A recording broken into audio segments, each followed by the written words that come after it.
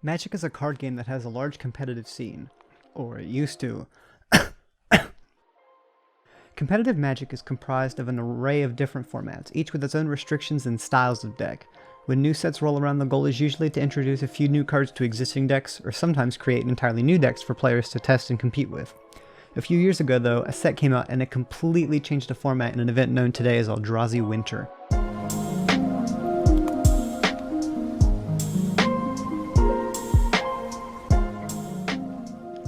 So let's set the scene.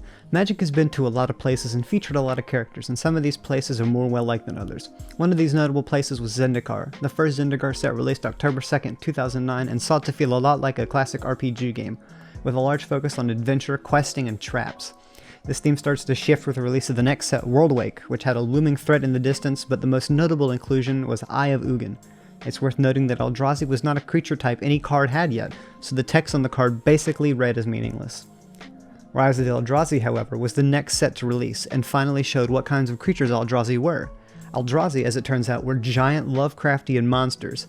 As a result of their massive stature, they were accompanied by giant mana costs, meaning it was very hard to play them in a game.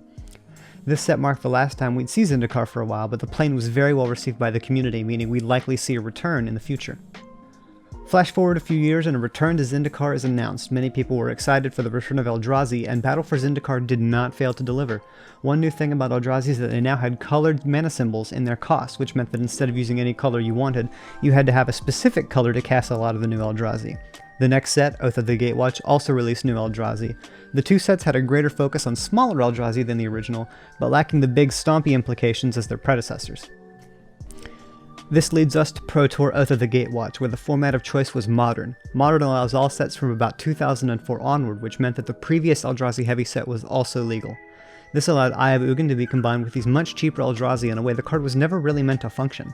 The top 8 of that event had 2 decks centered around artifacts, and the remaining 6 were variations of Eldrazi decks. Eldrazi shockingly won the tournament, and showed the player base at large just how strong the deck was. Pro Tour Oath of the Gatewatch happened February 6, 2016, and Eye of Ugin was banned just 2 months later. Eldrazi Winter may not have been very long, but its effect on the game was clear, a reminder how powerful cheating the mana costs on cards can be.